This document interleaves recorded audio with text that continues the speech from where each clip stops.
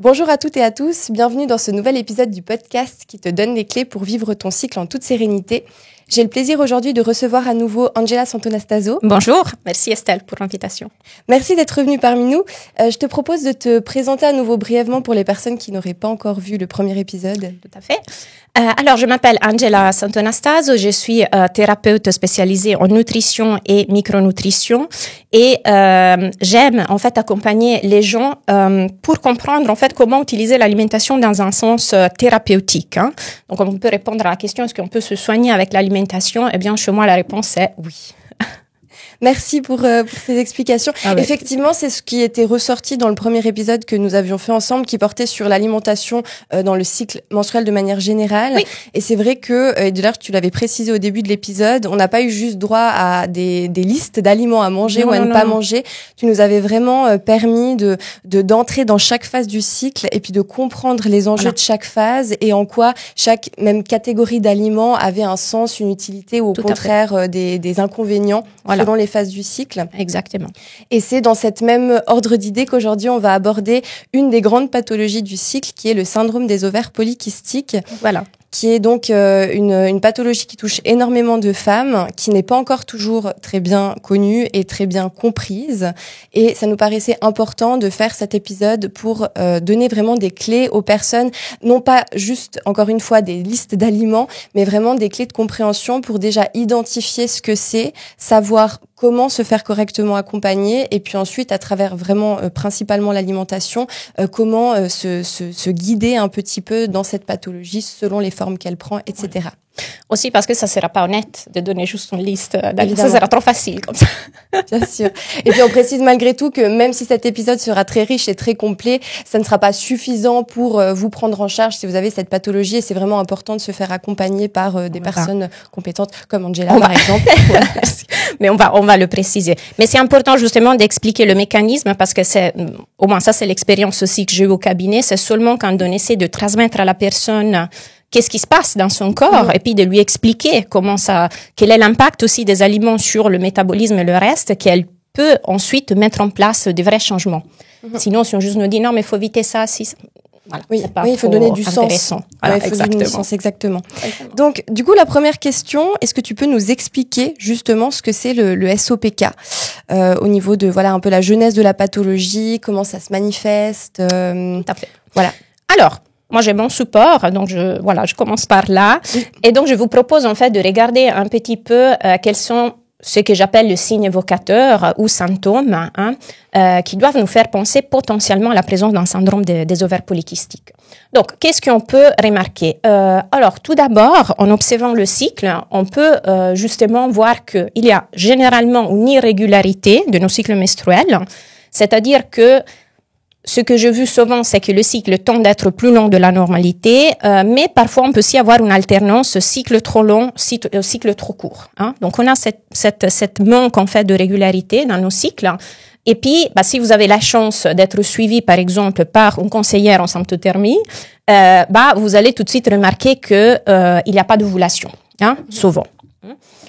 Après, au niveau de la peau, il y a quand même des manifestations qui pour une fille ne sont pas top, dans le sens que souvent on a beaucoup d'acné qui arrive, peu importe en fait le moment du cycle, mais souvent il y a un peu en tendance à l'acné qui est toujours là, la peau qui a la tendance à être plutôt grasse, et puis on peut avoir dans certains cas des phénomènes qu'on appelle acanthosis nigricans, que c'est en fait une manifestation assez particulière. On a en fait des zones de la peau, notamment en correspondance des plis cutanés, ça peut être par exemple les aisselles ou au niveau du cou aussi, qui deviennent plus foncés. Donc, c'est un signe assez typique. On va le mettre plus tard en relation avec l'insulinorésistance. Après, pilosité, qu'est-ce que ça veut dire? C'est que la femme peut remarquer que sur son corps, elle a plus de poils dans des endroits où, typiquement, pour une femme, on ne devrait pas s'attendre la présence de ces poils. Et on l'appelle, dans un langage un peu plus technique, hirsutisme. Ici, vous pouvez trouver facilement aussi sur Internet, en fait, un tableau qui explique aussi comment évaluer la présence de ce poil, qui s'appelle score Ferryman-Gallwey. Donc, je vous invite à la limite à aller à regarder. Puis, on a souvent au niveau des cheveux, une paire de cheveux, donc des cheveux qui sont plus cassantes, pas vraiment en jolie forme. Et puis, on peut avoir ce qu'on appelle l'alopécie. L'alopécie, en fait, c'est une perte perte de cheveux dans des zones très spécifiques, notamment au niveau un peu intérieur, des tempes aussi. Voilà. Au niveau du métabolisme, qu'est-ce qu'on observe? Bah voilà, vous pouvez dire, je commence quand même à avoir de la peine à garder mon poids de forme, j'ai quand même la tendance à grossir, même si je me mets à régime, j'arrive pas à perdre. Et puis surtout, vous remarquez que quand vous prenez du poids, c'est surtout au niveau du ventre, donc ce qu'on appelle un peu l'adiposité au niveau abdominal. Et la morphologie aussi, c'est assez typique, on le voit assez bien. On appelle une morphologie un peu androïde, c'est-à-dire que la personne, la femme, dans ce cas, elle a un aspect un peu plus costaud, disons, au niveau de la partie intérieure du corps, alors que les jambes, seulement, elles sont très fines. Alors que dans la morphologie gynoïde, on a exactement l'inverse. Le sommeil, souvent, c'est pas du tout de bonne qualité, donc on peut avoir des insomnies, et puis clairement aller vers le SAS, c'est-à-dire le syndrome d'apnée du sommeil. L'humeur, bien sûr, pas l'idéal, pour toute une série de choses. Déjà, se voir comme ça va pas être facile. Et puis, le changement d'humeur, donc clairement de la dépression, une instabilité émotionnelle assez forte, peuvent être liés justement aussi un peu à tout l'équilibre hormonal. Est-ce que tu as des questions un peu sur les symptômes, Estelle, ou tu penses que c'est assez clair? Non, c'est très clair. Juste pour le sommeil, pour cette histoire d'apnée du sommeil, oui. Est-ce que tu arrives à en dire un peu plus? En fait, c'est comme si tout d'un coup... Donc déjà, pour voir si on a une apnée du sommeil, alors, regardons. Comment on peut penser d'avoir une apnée du sommeil? Typiquement, c'est la personne qui se réveille le matin et puis qui est hyper fatiguée. Vraiment avec l'impression de ne pas avoir dormi. Et puis surtout, si on a un conjoint à côté de nous ou quelqu'un qui dort avec nous, il va nous dire mais quand même, tu ronfles quand même beaucoup, etc. Donc, en gros, ça, c'est des petites alertes qui doivent quand même vous faire réfléchir. Si vous êtes surpoids, c'est encore plus facile que vous souffrez de cette apnée du sommeil. Et puis, pour la diagnostiquer de manière précise, en général, on doit passer la nuit dans une clinique qui va justement monitorer les phases de votre sommeil. En gros, qu'est-ce qui se passe? C'est que on l'appelle justement apnée du sommeil parce que c'est comme si à un moment, il y a un blocage, en fait, dans la respiration. Oui, merci, oui. Ça, c'est un critère qui est important de rappeler parce que c'est quelque chose qui est de plus en plus étudié en ce moment. Oui. Parce qu'on se rend compte qu'en fait, mal respirer, ça a énormément d'impact sur la santé. Exact. Donc, il faut surtout pas négliger ça. C'est un point très important à se rappeler. Sinon, par rapport au cycle, peut-être pour que les gens ils aient une idée, qu'est-ce que ça veut dire un cycle long? Dans le cas d'un SOPK, ça sera donc un cycle qui a tendance à dépasser... en général, qui a dépassé les 35 jours, je dirais. Oui. Après, je sais pas si tu as des informations différentes, mais... Oui. Voilà, ça peut être des cycles clairement de 40, 42, voire plus. Et puis c'est que je veux en fait, c'est les deux cas, c'est-à-dire soit la femme qui systématiquement a des cycles plus longs, soit justement la femme qui a cette alternance. Donc quand on parle de cycle long, on a dit plus de 35 jours. Quand on dit cycle très court, ça veut dire moins de 21 jours. Oui, exactement, c'est ça. Ouais. Oui, comme ça, les personnes, elles peuvent se rendre un petit peu compte de ce que ça veut dire. C'est juste. Voilà, je sais pas si tu veux en parler après, mais du coup, c'est cette problématique à ovuler, en fait, elle est vraiment liée à un déséquilibre de la FSH et de la LH. Voilà. Tout à fait. Pour vulgariser, la FSH, c'est le message qui est envoyé aux ovaires qui dit allez les gars, on se réveille il faut préparer une ovulation. Puis la LH, c'est au contraire le message qui vient dire tout est prêt, l'ovulation peut avoir lieu. Voilà. Et en fait, dans le cas d'un SOPK, très souvent la LH, elle est très élevée tout le temps. Exactement. Et donc au moment de l'ovulation, au moment où il devrait y avoir une ovulation, en fait, le pic ne se fait pas parce que on est déjà au sommet de la montagne en fait tout le temps. Ça, c'est une chose qui peut expliquer. Tu vas réexpliquer. Exactement. Ouais. Un peu plus là, quand on va regarder un peu le mécanisme après, qu'est-ce qui se passe. Donc voilà, je vous propose en fait de définir aussi un petit peu qu'est-ce que c'est ce syndrome des ovaires polykystiques. Après, on va aller un peu plus dans les détails, mais j'ai essayé en fait de résumer un petit peu les mécanismes qu'on retrouve plus souvent. Donc, je les définis comme une altération hormonale. Ça, c'est important à comprendre, typiquement féminine. Donc, on pourrait, si vous voulez, considérer en fait le syndrome des ovaires polykystiques à tout effet comme une pathologie endocrinienne. Quand on parle d'organes endocrines ou ça veut dire en fait qu'il est lié aux hormones. Avec une production excessive d'androgènes, on va voir que cette production excessive d'androgènes, qu'est-ce que c'est? C'est les hormones mâles. On a tous en fait en partie, soit femme, fille, voilà, des hormones soit mâles, soit féminins. C'est justement ce qui change, c'est l'équilibre. Et donc qui va se manifester dans certains caractères. Donc androgène, quand vous voyez le mot andro, c'est anerandros en grec, ça veut dire mâle. Hein? Donc clairement, les androgènes, c'est cette hormone mâle. Et on va voir qu'il y a des mécanismes divers. Différents mécanismes en fait qui vont engendrer cette production excessive. Cette production excessive d'androgènes, elle va interférer avec la maturation des follicules au niveau des ovaires et c'est juste en fait ces follicules qui sont appelés kystes. Hein, je veux dire de manière pas forcément appropriée parce que c'est pas forcément des kystes, hein. C'est juste des follicules en fait qui n'arrivent pas à leur état de maturation et donc comme on a dit tout à l'heure, on a souvent pas d'ovulation et donc aussi des problèmes concernant la fertilité. Souvent, ce syndrome des ovaires polykystiques est associé à des troubles métaboliques, dont l'insulinorésistance. On va voir qu'est-ce que ça veut dire tout ça, mais c'est lié à certains des symptômes dont on a parlé tout à l'heure. Et puis, pourquoi on doit s'inquiéter si on est diagnostiqué, si un syndrome des ovaires polykystiques est diagnostiqué? Parce qu'effectivement, on a vu que sur le long terme, cette pathologie peut être corrélée avec des risques majeurs pour la santé, dont des troubles métaboliques, voire le diabète de type 2, des troubles aussi au niveau cardiovasculaire, voire aussi des complications lors d'une éventuelle grossesse. Oui, donc gardons toujours en tête que même si on ne veut pas avoir d'enfants et même si on a l'impression que les symptômes, on les gère, il faut penser toujours plus loin. Aujourd'hui, c'est peut-être OK, ça passe, mais en fait, sur le long terme, on s'expose à des problèmes beaucoup plus conséquents et plus longs à traiter, bien sûr. Voilà, tout à fait.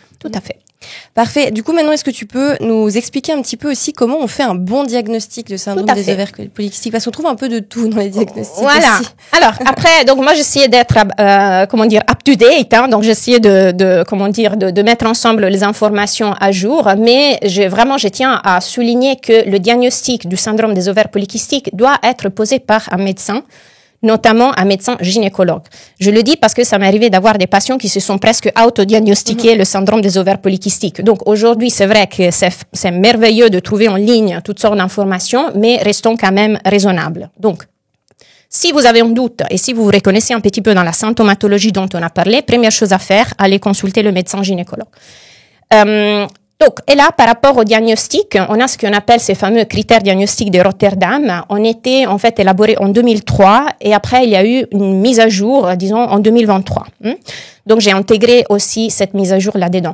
Qu'est-ce qu'ils nous disent, en fait, dans ces critères de Rotterdam? C'est que on peut diagnostiquer, le médecin gynécologue, dans ce cas, va diagnostiquer, en fait, un syndrome des ovaires polykystiques si on a la présence de moins 2 sur ces 3 critères. Quels sont ces critères? Alors, critère numéro 1, c'est l'hyperandrogénie. Qu'est-ce que ça veut dire? On l'a dit tout à l'heure, c'est que soit on a un excès de hormones mâles, donc d'androgènes, qui est clinique. Qu'est-ce que ça veut dire clinique? Évidente. Je veux dire, voilà, j'ai des poils sur le visage, j'ai dans le dos, etc. Donc c'est évident, on a un hirsutisme, donc on voit qu'il y a cet excès. Et ou biologique, c'est-à-dire que cet excès en fait d'androgène peut être aussi vérifié au niveau sanguin. On va voir ça plus tard. Donc on appelle ça une hyperandrogénie biologique. On peut avoir une oligo ou une ovulation, c'est qu'on disait tout à l'heure, des cycles qui sont généralement soit de courte durée, soit de longue durée, et puis surtout pas d'ovulation. D'accord? Quand vous trouvez oligo, c'est peu, anovulation, ça veut dire sans ovulation. Et puis, le dernier critère, qui c'est typique justement de ce syndrome, c'est la morphologie ovarienne. C'est qu'on appelle PCOM, hein. Là, j'ai laissé en fait le mot en anglais. C'est-à-dire justement cette morphologie typique où on voit clairement plusieurs follicules immatures. Hein, c'est ce qu'on appelle les fameuses kystes. D'accord. Oui, un abus de langage. Il y a eu tout un tas de discussions par rapport à combien de follicules. Je ne sais pas si ça vous intéresse, mais tout ça pour dire que faut faire attention parce que c'est possible aussi qu'on a tous, hein, même nous, si on fait une échographie, mais non, peut-être on a plusieurs follicules. Mais non, le problème, ça arrive quand on a quand on les voit trop. Et ces trop étaient, le nombre, en fait, de follicules, à partir desquels on doit s'inquiéter, apparemment, c'est autour de 20 follicules. Mais déjà, ce paramètre peut changer si on a, par exemple, en face de nous une adolescente. parce que ça peut être plus, mais sans forcément qu'il y a un syndrome des ovaires polykystiques. Le dernier critère qui était aussi introduit, mais ça fait toujours partie du dernier, mais le dernier élément qui a été introduit en 2023, c'était le fait de vérifier aussi cette hormone, l'hormone antimullérienne, en français on dit, et c'est un peu l'hormone, on va le doser au niveau sanguin, qui va nous donner des informations sur la réserve ovarienne. Donc, on peut sous-estimer que s'il n'y a pas assez d'ovulation, on devrait avoir une réserve ovarienne plus élevée, peut-être. À voir. Donc, qu'est-ce qui se passe? C'est que si vous avez 2 de ces 3 critères, très probablement, vous pouvez rentrer dans cette sorte de diagnostic pour le syndrome des ovaires polykystiques. Tout ça, c'est valable si vous avez aussi exclu d'autres causes d'hyperandrogénie. Donc, on a dit l'hyperandrogénie, c'est cet excès d'hormones mâles. C'est-à-dire que, c'est pour ça que j'insiste, allez consulter un médecin. C'est pas, donc si tout d'un coup, je réalise que j'ai des signes, en fait, d'hyperandrogénie au niveau de mon corps, je dois pouvoir exclure aussi d'autres causes. C'est pas que systématiquement et automatiquement ça va être le syndrome des ovaires polykystiques. Donc je vous ai mis là des exemples, c'est-à-dire que ça peut être par exemple des troubles liés à la thyroïde aussi. Ça peut être ce qu'on appelle une hyperplasie congénitale des surrénales non classique qui a dû un déficit enzymatique. Mais elle doit être diagnostiquée, justement. Une hyperprolactinémie, le syndrome de Cushing aussi, qui affecte plutôt le surrénal.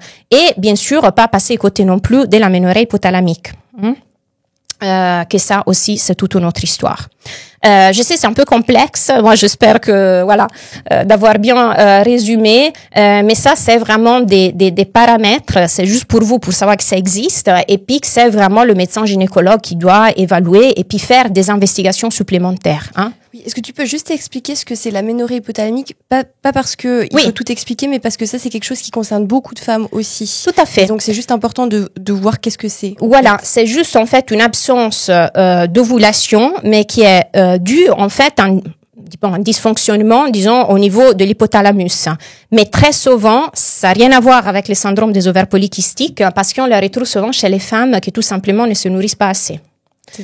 Donc, apport calorique insuffisant aussi par rapport à l'activité physique. Et donc, il faut être consciente aussi que ce phénomène existe. Mais voilà, faites confiance à votre gynécologue parce qu'ils savent très bien que ça existe aussi. Et puis surtout déjà, si vous avez par exemple une ovulation mais pas des signes non plus d'hyperandrogénie, mais vous avez quand même aussi des kystes, des follicules immatures, etc. Ça sera après le médecin gynécologue qui va vous quand même poser des questions pour comprendre. Et puis ça se voit. Pas que ça se voit, mais je veux dire, même au niveau de la morphologie, on le voit tout de suite. La personne qui a des dysfonctionnements et qui peut avoir, en fait, une aménorrhée hypothalamique, souvent, elle est très fine. Alors que, généralement, la personne qui a un syndrome des ovaires polykystiques, comme on a vu tout à l'heure, elle a plutôt le problème inverse, c'est-à-dire qu'elle aura plutôt une tendance à une prise de poids. Oui. Donc, même la morphologie, ça peut déjà nous dire de donner des indications. Oui, c'est important de rappeler cette liste de critères parce que effectivement, l'autodiagnostic, on évite, mais malheureusement, ça arrive, selon les professionnels de santé, ça peut arriver aussi. Moi, j'ai eu le cas d'une cliente qui est venue avec un SOPK et quand je lui ai demandé comment ça avait été diagnostiqué, elle m'a répondu « j'ai des kystes sur les ovaires ». Ouais. Et il y a rien de plus qui n'a été fait. Donc c'est aussi important. Alors il y a des gynécologues qui sont très au clair avec ça et puis qui le feront. Et à ce moment-là, effectivement, on leur fait amplement confiance.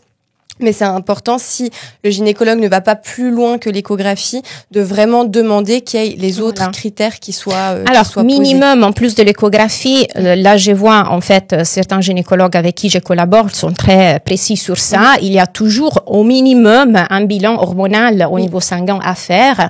Et puis, si le gynécologue voit aussi que la personne elle est plutôt en surpoids, voire obèse, c'est clair que de manière automatique, elle va doser aussi le métabolisme du glucose. Donc avec l'insuline et l'insulinorésistance. C'est important justement qu'on puisse, comment dire, divulguer ces notions parce que au moins on est tous au clair avec ça et puis n'hésitez pas à poser des questions aussi aux médecins. Parfois, on a besoin aussi d'interagir et puis d'aller plus loin. Donc, n'ayez pas peur aussi d'interagir. J'ai mis des petites notes par rapport à des institutions, en fait. C'est-à-dire que ces critères, il faut s'y rappeler qu'ils ont été mis en place par les deux institutions que je vous ai citées là. C'est cette European Society on Human Reproduction and Embryology et l'American Society for Reproductive Medicine, qu'ils vont, être OK avec ça. Mais après, il faut aussi dire que pas tout le monde est d'accord avec cette approche. On va voir après plus tard, j'ai détaillé un peu plus. Mais vous avez par exemple cette institution qui s'appelle Androgen Excess and PCOS, le syndrome des ovaires polykystiques Society. Par exemple, pour cette institution, ce qui est clé en fait pour diagnostiquer le syndrome des ovaires polykystiques, c'est l'hyperandrogénie. Donc déjà, ici, vous voyez que si j'ai dit le 2 critères sur 3, je pourrais vous dire, vous avez la morphologie ovarienne typique avec le polykystique et vous avez des cycles anovulatoires, donc c'est syndrome des ovaires polykystiques. Ils refusent cette approche-là, donc ils sont pas d'accord. Ils disent que pour diagnostiquer le syndrome des ovaires polykystiques, un critère qui n'est pas négociable, disons comme ça, c'est l'hyperandrogénie. Et puis, il y a un autre, le National Institute of Health, qui va nous dire par contre qu'ils sont pas d'accord non plus avec la morphologie ovarienne. Okay, oui. Donc, je m'excuse, c'était un peu trop, mais c'était juste pour vous dire que c'est ça que vous allez probablement trouver, mais que pas tout le monde est d'accord. Oui, donc ce qu'il faut surtout retenir, c'est que la simple échographie n'est pas suffisante. Notamment, tu l'as rapidement soulevé avant, parce qu'en fait, le SOPK, c'est un déséquilibre hormonal et en fait, au moment de la puberté, avant la ménopause, après une grossesse, on peut se retrouver dans des phases de déséquilibre hormonal où on a l'impression que du coup, nos follicules sont très actifs, peut-être l'ovulation a du mal à se produire et c'est pas pour autant qu'on a un SOPK. Voilà. Et il y a beaucoup, malheureusement, enfin peut-être moins maintenant, mais par le passé, il y a eu beaucoup de diagnostics de SOPK chez des jeunes adolescentes. Voilà. Et en fait, c'était juste après, un SOPK temporaire. Aussi, hein. Voilà. Et puis après, on va peut-être prendre des traitements. On va pas en parler aujourd'hui, mais bien sûr, il existe des traitements allopathiques standards qu'on peut prendre quand on a un SOPK. Et bien sûr, prendre un traitement alors qu'on n'a pas la pathologie pour laquelle travaille le traitement, eh bien, ça peut avoir d'autres inconvénients sur le long terme. Voilà. C'est pour ça qu'il faut bien choisir aussi le médecin gynécologue. Voilà. Si on a des doutes, changer, parce qu'il y en a quand même de médecins qui sont très compétentes. Évidemment. Et puis de ne pas juste voir un diagnostic posé comme ça rapidement, parce que c'est très complexe, justement, comme sujet. Et du coup, pour la question suivante, la grande question, est-ce qu'on peut soigner un SOPK? Alors, moi, je pense que oui, bien évidemment. Je pense que c'est aussi une question qui va être clarifiée peut-être à la fin de la présentation, pour dire qu'en fait, ce que je pense, c'est qu'on peut pas non plus changer, disons comme ça, la prédisposition aussi génétique que la personne a à développer en fait ce type de syndrome. Mais ce qu'on peut faire, notamment avec l'approche nutritionnelle, c'est tout d'un coup de baisser le feu sous la casserole. J'aime bien, c'est-à-dire de arrêter en fait avec notre hygiène de vie. La nutrition, pour moi, c'est une partie clé, mais c'est pas que ça. Il y a le sommeil, il y a le rythme de vie, le stress, etc.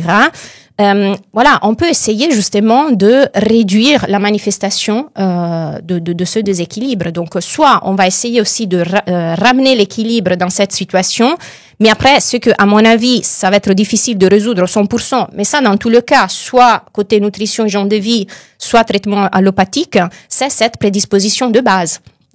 Faut prendre conscience et puis agir en conséquence. Oui, c'est ça. Ouais, j'ai un peu l'impression que ce SOPK, c'est vraiment la pathologie de l'hygiène de vie.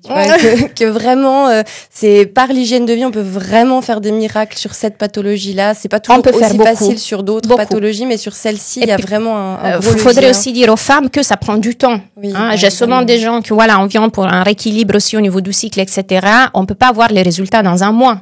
Si le déséquilibre il est là depuis des années, les meilleurs résultats que j'ai eu sur des femmes qui ont suivi justement la nutrithérapie et qui avaient le syndrome des ovaires polykystiques, on a commencé à voir les résultats après 6 mois, voire une année. Donc voilà. Oui, merci.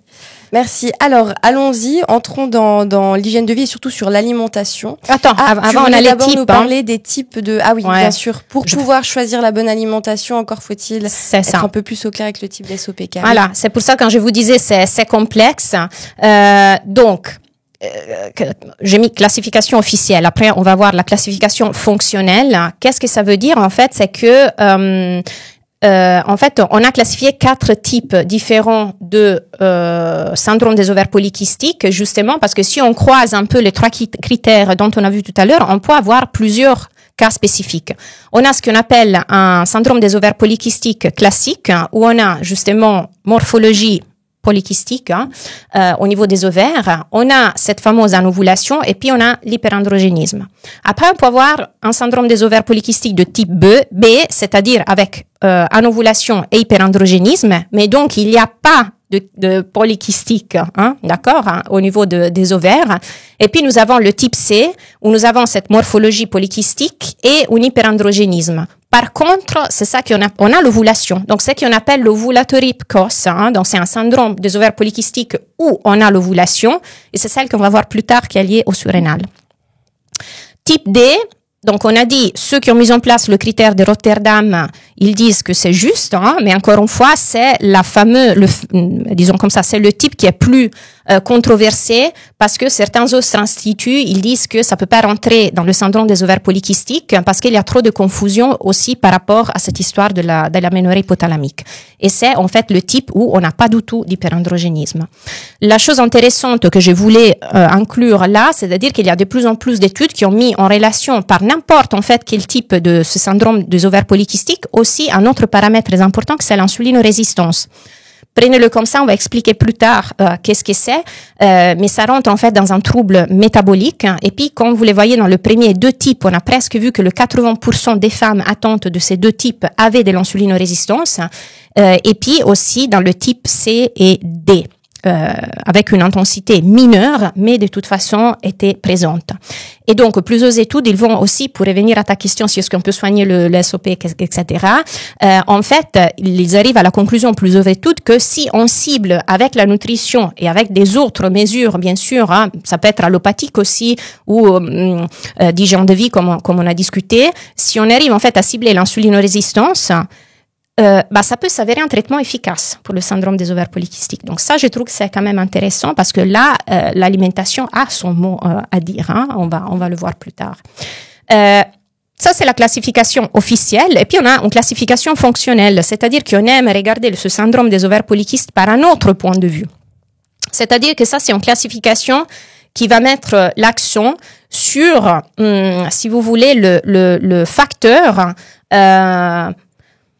sur lequel on doit agir pour éventuellement voir une amélioration de ce syndrome. Donc, je veux pas dire la cause parce que je trouve que c'est pas juste, mais disons sur le facteur primaire qui peut déclencher ce syndrome. Ouais, c'est le terrain, quoi. Vraiment la problématique du terrain. Faudrait identifier, en fait, quand on a une personne en face de nous qui dit oui, moi j'ai le syndrome des ovaires polykystiques, comprendre aussi par rapport à tous les tests, examens, diagnostics et compagnie, on est face à quoi? Dans quel cas on est? Parce que ça nous aide ensuite pour la prise en charge. Donc, c'est une étape, à mon avis, fondamentale. Donc, on a dit qu'on a un premier type de syndrome des ovaires polykystiques, c'est qu'on peut l'appeler comme le syndrome des ovaires polykystiques lié à l'insulinorésistance. Quels sont les signes évocateurs? Donc, on l'a dit, le surpoids, éventuellement de l'obésité, surtout dans la région abdominale, cette morphologie plutôt androgénique. Et pour confirmer si on est dans ce cas de figure, on va tout simplement faire un bilan sanguin. À la limite, demander aussi à votre médecin, mais c'est des marqueurs qu'on peut doser assez facilement, et c'est l'insuline et l'indice OMA. L'indice OMA, il va nous donner, c'est un rapport en fait, mais il va nous donner tout de suite l'idée de cette insulinorésistance. Attention que quand vous dosez que, comme je vois souvent, que le glucose à jeun, ça nous dit strictement rien par rapport à votre façon de métaboliser le glucose. Pourquoi? Parce qu'en fait, même en présence de l'insulinorésistance, le glucose à jeun peut être tout à fait normal. Bien sûr, oui. Il y a aussi un autre test un peu plus poussé, mais ceci à faire dans un milieu médical, et c'est ce qu'on appelle le Oral Glucose Tolerant Test et l'insuline. Donc, il s'agit en fait de boire une solution particulière et puis de regarder un petit peu après un certain temps, quelle est la réaction du corps en fait à cette surcharge en glucose. C'est ce test-là justement qu'on fait faire aux femmes enceintes. Hein. Exactement, par exemple. Ouais, après, je sais pas s'il y a peut-être des différences, mais effectivement, pendant la grossesse, exactement, il y a un test aussi qu'on peut faire. C'est un test qu'on pourrait dire de provocation, c'est-à-dire que moi je vais charger en glucose pour voir comment le corps réagit. Oui. D'accord. Après, on a un deuxième type. Vous voyez, je vous ai mis aussi deux flèches, parce que ça, c'est une chose importante à dire. C'est pas des compartiments qui sont séparés. Dans la réalité, quand on a en face de nous une personne avec ce type de syndrome, souvent il y a plusieurs niveaux.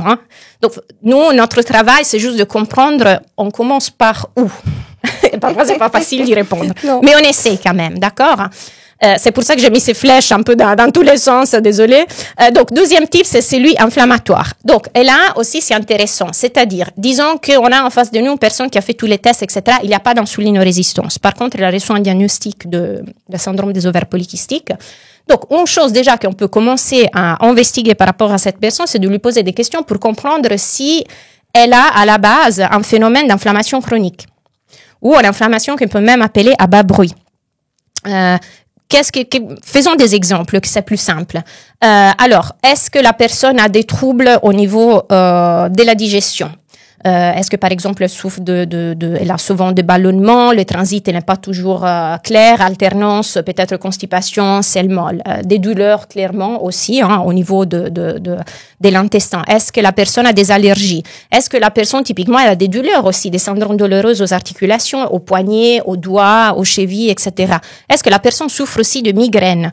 Tout ça, et d'autres, bien sûr, ça peut nous donner des idées, selon les réponses de la personne, sur l'existence ou pas d'un état inflammatoire. Parce que on va voir les deux mécanismes, en fait, qui ont été étudiés par rapport au syndrome des ovaires polykystiques, qui sont liés justement à l'inflammation, sont l'état du microbiote intestinal, très intéressant, et aussi le stress oxydatif. On va voir ces deux mécanismes plus tard. Quelle est la clé, en fait, dans cette histoire du syndrome des ovaires polykystiques plutôt terrain inflammatoire? C'est qu'en fait, on doit comprendre c'est qui l'agresseur, c'est qui dérange, disons comme ça, le corps, pour faire en sorte que notre système immunitaire déclenche de façon continue, donc chronique, une inflammation. Mmh. D'accord? Ce que je trouve intéressant toujours avec la problématique de l'inflammation par rapport aux hormones, l'image que j'aime bien donner à mes clientes, c'est que en fait le corps à choisir entre créer la vie ou te sauver, il va toujours d'abord te sauver. Voilà. Et donc si ton corps est en état de si c'est la guerre à l'intérieur de ton organisme, eh bien toutes les fonctions elles vont être dans de la survie et voilà. Du coup tout ce qui touche à la reproduction, donc les hormones, ça va passer à la trappe parce que c'est pas la priorité. Parce que c'est la sirène, là, c'est l'alerte rouge. Donc, je trouve que c'est assez parlant, justement, pour comprendre pourquoi aussi c'est important de prendre ça en charge. Exactement. Et de pas négliger. D'ailleurs, l'état inflammatoire, comme tu dis, et le stress oxydatif aussi, c'est un axe principal que j'utilise dans la prise en charge, par exemple, des couples qui ont de la peine à avoir des enfants. Mm-hmm. Donc, pas des raisons médicales spécifiques, ça arrive pas. Et puis, souvent, ça peut être lié à une histoire de stress oxydatif. On va voir ça plus tard. Mais voilà, ce que je vais vous dire, c'est que si déjà en partance, on sait que vous avez l'insulinorésistance, automatiquement, vous êtes dans un état inflammatoire. D'accord? Ça, c'est important de le souligner. Troisième type, c'est qu'on appelle en anglais le adrenal, syndrome des ovaires polykystiques. Donc, c'est-à-dire que c'est un syndrome, en fait, qui voit ses origines au niveau des glandes surrénales. D'accord? Donc, on a les reins et puis les glandes surrénales. C'est des organes, en fait, endocrines, parce qu'ils vont produire des hormones. C'est comme de petites éponges qui sont sur les reins. Et quels sont les signes évocateurs? Alors, déjà, on a une androgénie clinique, on l'a dit tout à l'heure, des signes d'un excès d'hormones mâles qui sont visibles. Et puis, donc, si on fait notre bilan sanguin et on va faire notre bilan hormonal, on va voir qu'il y a une hormone spécifique qui est élevée et que c'est ce fameux DHA. Parce que c'est en fait l'hormone mâle, donc un androgène, qui est produit dans la plus grosse, disons comme ça, majorité, au niveau des surrénales. Donc, on peut faire tout de suite le lien. Et c'est en fait le type de syndrome des ovaires polykystiques qui est lié à la réponse au stress aussi. On peut avoir aussi, bien sûr, d'autres types de causes, mais là, on doit devoir se poser pas mal de questions sur cet axe. Là, je vous ai mis axe HPA. En réalité, c'est l'axe hypothalamus, hypophyse et adrenal glands en anglais, mais c'est les glandes surrénales. Et donc, on a cette communication, comme l'hypothalamus et l'hypophyse, elles vont communiquer avec les gonades, donc avec les ovaires. Hypothalamus, hypophyse, ils vont communiquer aussi avec les surrénales. Donc, plus que partir, côté ovaire, on va partir côté surrénal. Et puis, on a un quatrième type, selon la classification fonctionnelle des syndromes des ovaires polykystiques, et c'est un syndrome qui, en réalité, on peut dire transitoire. C'est un phénomène, donc c'est pas forcément soit une pathologie avérée, mais c'est juste un phénomène transitoire. À quel moment, plus facilement, on peut avoir un syndrome des ovaires polykystiques transitoire? Par exemple, après une période de contraception hormonale. Disons qu'une fille, à l'adolescence, elle a décidé de prendre, par exemple, la pilule, et puis après, 8, 9, 10 ans, elle décide d'arrêter. Alors, c'est possible qu'à ces moments-là, moi je dirais en tant que la machine se remet en route, il y a en fait un déséquilibre hormonal comment on peut le reconnaître, qui est dû tout simplement en fait que la personne a pris pendant longtemps une contraception et donc l'équilibre hormonal doit retrouver son état d'origine, et donc ça prend du temps. Par exemple, on peut avoir des cycles qui sont irréguliers. Encore une fois, au niveau sanguin, effectivement, comme on disait tout à l'heure, on peut avoir ce niveau de LH plus élevé par rapport au FSH. En général, c'est pas quelqu'un qui a une insulinorésistance, donc automatiquement, on n'est pas déjà dans le premier cas. Et puis, c'est surtout quelqu'un que, avant de prendre la contraception, n'avait pas de souci avec ses cycles. Donc, le souci est venu après. Et donc, déjà là, oui. Et là, j'ai mis 1-2 années d'adaptation parce qu'effectivement, j'ai pu remarquer que, alors, il y a des femmes qui se remettent tout de suite dans l'ordre, disons, mais il y a certaines femmes pour lesquelles il est plus compliqué et donc on peut même attendre 1 année, voire 1 année et demie avant de retrouver des cycles normaux. L'autre événement, disons, de la vie où on peut avoir un phénomène transitoire lié à ces syndromes, c'est la puberté, justement, le période de l'adolescence. Et là, on l'a dit, il n'y a pas du tout de consensus par rapport à ce que j'ai lu un peu au niveau de la littérature scientifique. Parce que justement, ils disent que c'est trop tôt en fait. C'est pas le bon moment pour poser éventuellement un diagnostic. Sauf, et là c'est toujours bien sûr le médecin gynécologue qui va évaluer, sauf en présence d'autres éléments qui sont clairs et nets. Qu'est-ce qu'on va faire dans ce cas? Alors, je vais pas non plus passer trop de temps sur cette histoire de le 4e type, vu que c'est un phénomène transitoire, il va se remettre en place toute seule. Par contre, au niveau nutritionnel, on peut tout à fait proposer une alimentation équilibrée. On peut partir avec justement une détoxication hépatique, peut-être bien soigner le microbiote intestinal. On peut agir justement avec tous les lèvres qu'on a à disposition pour aider la personne à retrouver son équilibre. Ça notamment après la période de contraception hormonale. À l'adolescence, c'est plus compliqué. Pourquoi? Parce qu'on sait que les adolescents souvent, ils soignent pas trop l'alimentation et donc par exemple un excès de sucre, notamment les sodas, les snacks. Oui, il y en a beaucoup à l'adolescence des excès de sucre. Alors. Oui. Attention, c'est-à-dire que le lait aussi, on va voir plus tard. Donc, c'est-à-dire que dans la période de l'adolescence, c'est un peu plus critique parce que déjà à la base, les habitudes alimentaires d'un adolescent, elles vont pas aider à retrouver un bon équilibre hormonal. Donc là, il y a effectivement tout un travail à faire un peu plus en profondeur. Donc, moi, je continuerai en essayant de vraiment d'aborder un peu plus dans les détails les 3 types pour voir déjà quels sont les mécanismes et puis, qu'est-ce qu'on fait niveau nutrition. Oui, bien sûr, je pense qu'avec toutes les explications que tu viens de nous donner, on a déjà compris qu'il n'y a pas d'alimentation parfaite et typique pour le SOPK. Ça va dépendre du coup du profil de chacun. Non, parce qu'encore une fois, c'est méfiez-vous, on l'a déjà dit, je veux dire, de ces solutions miracles. Ça me fait rire aussi parce que je suis abonnée à un éditeur, donc je reçois périodiquement, les livres, en fait, en matière de nutrition qui sortent, etc. Le régime miracle, le régime qui va soigner toutes les maladies de la planète, le régime, ça n'existe pas. On a, par contre, des lignes qu'on va voir plus tard, qu'on peut dire, ils sont valables pour tout le monde. Oui, ça, on peut le dire. mais qui après, pas forcément pour tout le monde, parce que ça suffit en fait d'avoir déjà un profil métabolique différent. D'avoir, par exemple, de faire beaucoup de sport. Je veux dire, il y a plein de facteurs et des variables qui peuvent intervenir aussi pour adapter chaque fois le modèle alimentaire. Hein. Donc, sortons de l'idée que ça existe une voie unique pour tout le monde. Hein. Et ça, le fait de bien comprendre justement ce qui se passe, ça permet d'adopter un régime plus adapté. Et des fois, de façon très simple, on prend le régime de la personne, ça ne va pas, et ben on essaie de faire déjà un peu différemment que tout ce qu'elle a déjà mis en place, et ça peut déjà nous donner des bonnes orientations. Et puis, si on arrive à faire un peu cette,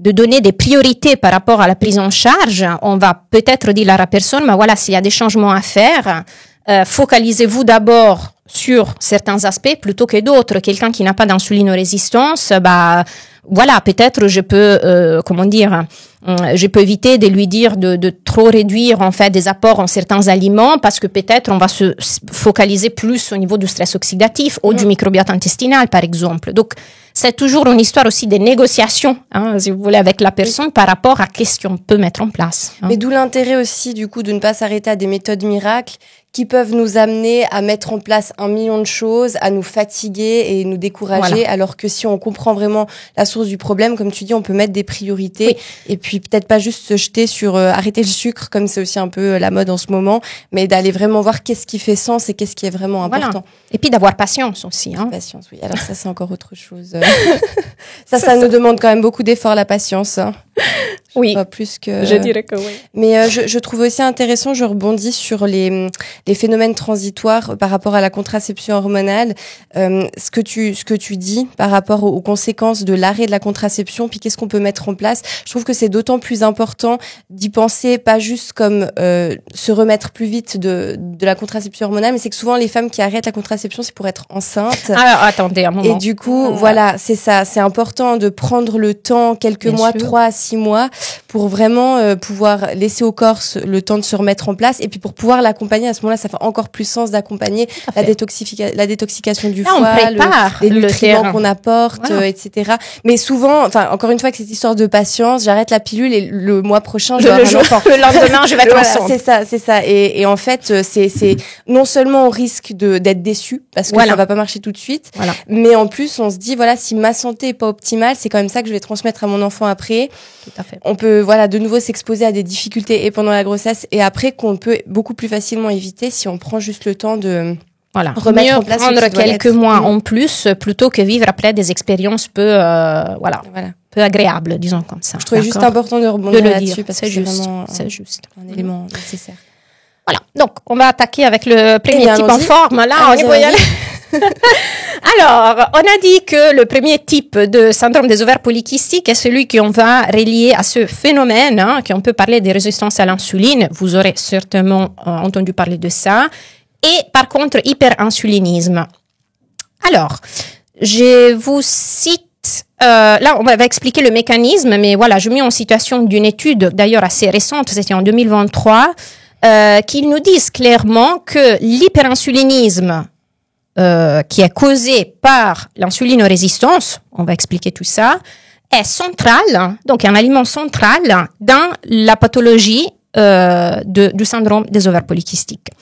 Donc, on va voir qu'est-ce qui se passe. J'ai fait ce schéma, désolé, c'est un peu homemade, disons un peu fait maison comme ça, mais je trouve que c'est parlant. Donc, là, je vous ai mis un peu une cascade d'événements. Disons qu'on a le glucose. Le glucose, tout simplement, faisons l'exemple, on mange, quelque chose de notre croissant, disons, faisons notre croissant. Et tout d'un coup, vu que c'est quand même assez sucré, vous aurez un pic, en fait, de glucose au niveau sanguin. Parce que le glucose, il passe tout de suite. Donc, vous avez ce pic de glucose et le pancréas, il dit, ça, c'est pas l'idéal, pas bon du tout. Je commence à produire l'insuline pour demander aux cellules. D'accord. On va voir après, il y a certains, organes qui sont prédisposés à ça, d'ouvrir leurs portes et puis de faire entrer le glucose parce que c'est pas du tout bon d'avoir ce glucose si élevé au niveau sanguin. Donc la réponse, on dit insulinique du pancréas, va être proportionnelle à la vitesse à laquelle le glucose augmente. Je bois une boisson soda, donc mon glucose il fait comme ça tout de suite. C'est clair que si je mange 2 cuillères à soupe de légumineuses, ma glycémie elle va faire comme ça. Donc, bon, pancréas aussi le plus tranquille. Donc, attention aussi quand on parle de glucose, de quoi on parle. Là, vraiment, on dit des sucres qui passent assez rapidement. Donc, pancréas produit cette insuline, qui on dit c'est une hormone hypoglycémiante, justement parce qu'il va faire baisser le glucose, parce qu'il demande ouvrez les portes, il faut le passer dans les cellules. Qu'est-ce qui se passe? C'est que les 3 organes cibles de l'insuline classique, disons, c'est le foie, le muscle et le tissu adipeux. Ils disent, écoute, là c'est fini, on a marre, on ferme les portes, on veut plus, là c'est trop.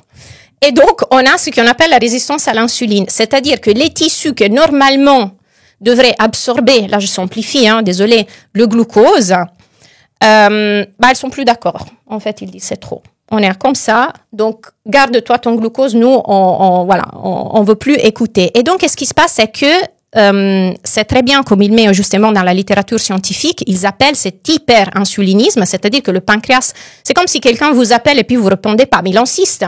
Après, si je parle et toi tu m'entends pas, j'écris. Donc il augmente, disons, l'intensité et donc on a ce qu'on appelle une d'accord, donc trop insulinisme. Mais justement, je dis dans la littérature scientifique, il dit bien, il parle de compensatory. Donc ça veut dire d'un hyperinsulinisme de compensation. Pour compenser quoi? La résistance à l'insuline, donc le fait que les organes ne répondent plus.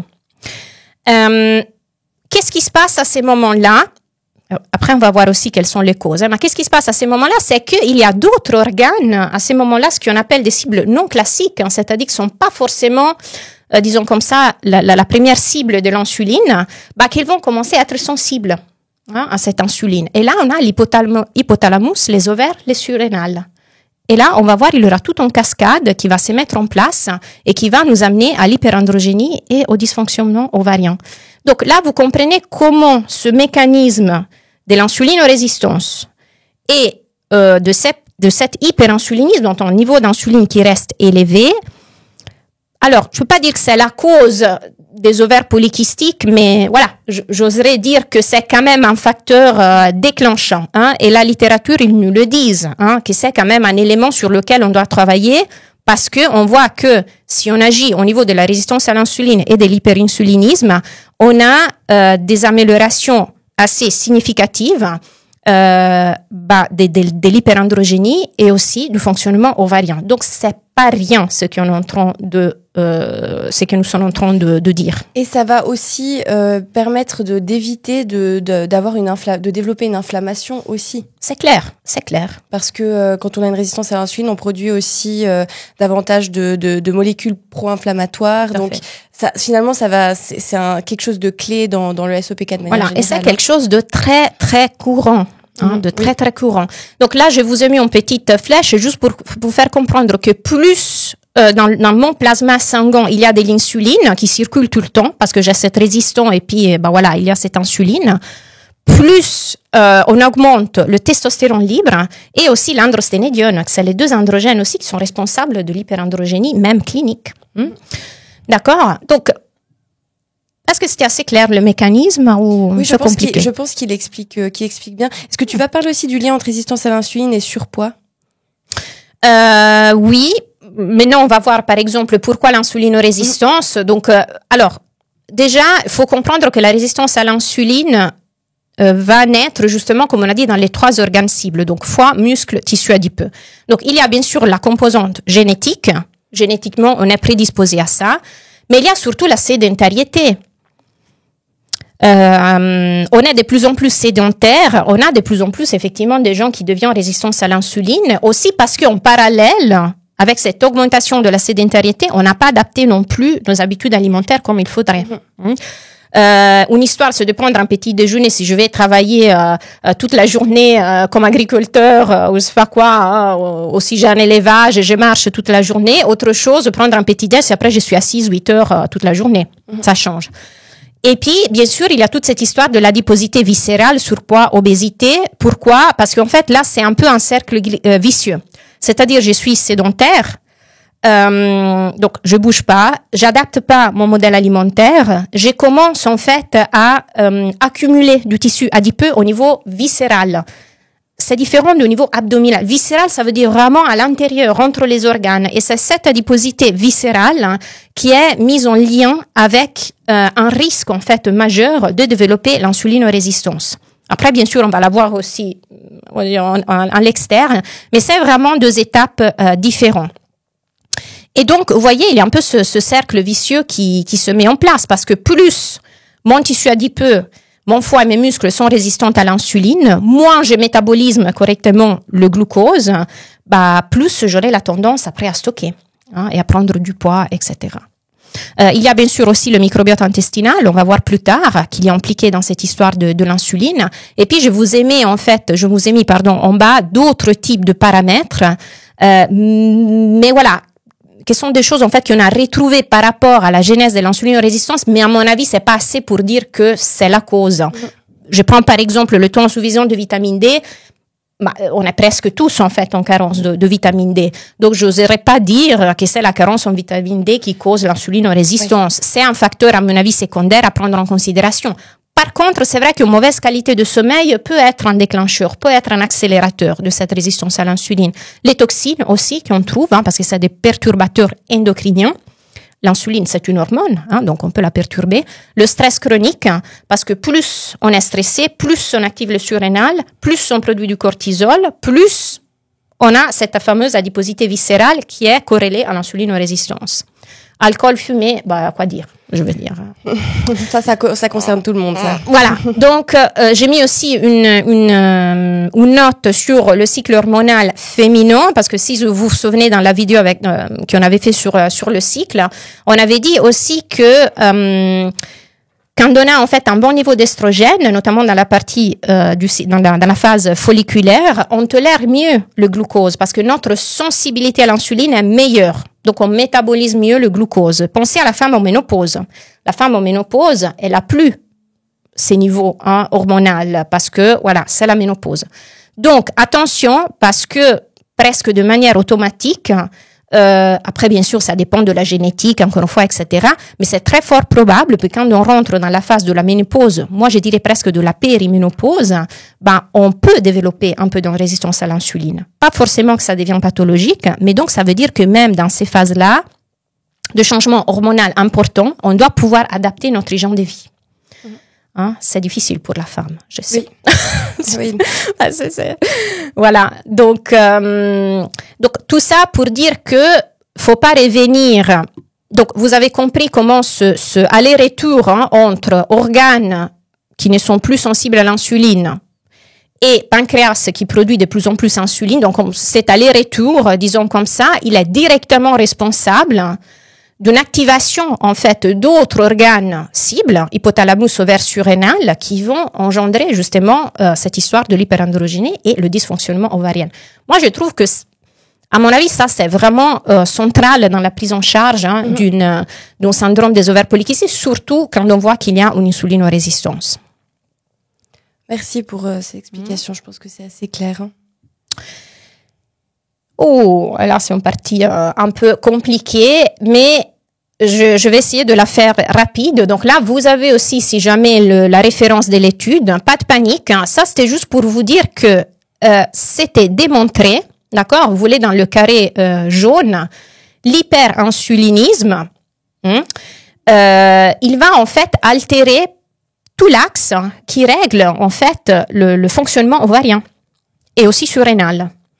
D'accord, c'est un peu ce qu'on disait tout à l'heure, mais plus dans le détail aussi pour vous montrer que voilà, c'est un sujet qui était étudié. C'est pas quelque chose c'est la conversation bar qu'on fait. Non, moi et toi. C'était, c'est démontré. Donc, l'hyperinsulinisme, il va impacter l'hypothalamus. On sait qu'au niveau de l'hypothalamus, il y a justement la gonadolibérine qui est produite, qui va agir au niveau de l'hypophyse, plus bas, au niveau du cerveau. Donc, plus il y a de l'insuline en circulation, plus ils ont vu qu'il y a une augmentation de la fréquence pulsatile de cette gonadolibérine. Donc, c'est-à-dire que c'est comme si l'hypothalamus, tout d'un coup, il commence à sous-réagir, disons comme ça, et donc aussi l'hypophyse qui est là, elle dit, oh mon Dieu, qu'est-ce qui se passe? Et donc c'est là qu'on a cet équilibre en fait qui va s'altérer entre LH et FSH. Donc on aura cette surplus d'LH dont on a parlé aussi tout à l'heure, qu'on va retrouver. Cette surplus d'LH, il va aux ovaires, parce que l'hypophyse parle avec les ovaires, et donc là, en gros, il va se traduire Là, je fais la différence entre celle de la TK et granulosa. C'est pas important, mais c'est juste pour vous dire que de l'hypothalamus à l'hypophyse aux ovaires, il y a un message altéré par l'hyperinsulinisme qui va se traduire dans plus d'androgènes. Et aussi dans les follicules, apparemment cet excès d'insuline qui circule dans le plasma, il va augmenter le récepteur aussi aux LH. Donc pas seulement on a plus d'LH, mais aussi les follicules deviennent plus sensibles. Donc simplifie, c'est un peu la boule de neige qui roule, voilà. Hein. Puis, qu'est-ce qui se passe, c'est que, au même temps, trop d'insuline, il va faire diminuer la synthèse de ce qu'on appelle la sex hormone binding globulin, avec le résultat que cet excès d'androgène produit par les ovaires, avec le mécanisme dont on a dit tout à l'heure, il va être plus biodisponible. Donc, cet excès, il peut manifester ses effets sur l'organisme. Hirsutisme, pilosité, morphologie, voilà, c'est dont on a discuté tout à l'heure. Et puis, en même temps, ça va stimuler les glandes surrénales. Et puis, l'insuline, apparemment, il va augmenter la sensibilité des surrénales à cette hormone adrénocorticotrope, qui c'est celui responsable aussi de la production après des hormones surrénales, dont aussi les androgènes. Donc, c'est un peu en anglais, on dirait la perfect storm, hein, la tempête parfaite. Joli mot, oui. Voilà. Vous ne devez pas retenir tout ça. Moi, ce qui m'intéresse de vous montrer, aussi avec les références de toutes, parce qu'on entend de tout et n'importe quoi, cette histoire de l'hyperinsulinisme est démontrée. D'accord? Et c'est pas l'inverse. Parce que j'ai eu aussi une patiente qui était convaincue qu'elle prenait du poids et puis qu'elle continuait à grossir parce qu'elle avait le syndrome des ovaires polykystiques, que d'ailleurs le médecin gynécologue n'avait pas diagnostiqué. Okay, donc, tout simple. Et donc, elle prenait des compléments alimentaires spécifiques pour le syndrome des ovaires polykystiques, sans qu'il y avait derrière un diagnostic officiel, parce qu'elle était convaincue que si elle prenait les compléments alimentaires pour le syndrome des ovaires polykystiques, automatiquement, elle aurait pu perdre du poids, parce que l'insuline résistance, elle est là, parce qu'elle a le syndrome des ovaires polykystiques. Non, c'est pas comme ça. À la limite, si jamais, c'est le contraire. Oui. Et ça, c'est ce qu'on vient de dire tout à l'heure. C'est pas l'inverse. D'accord?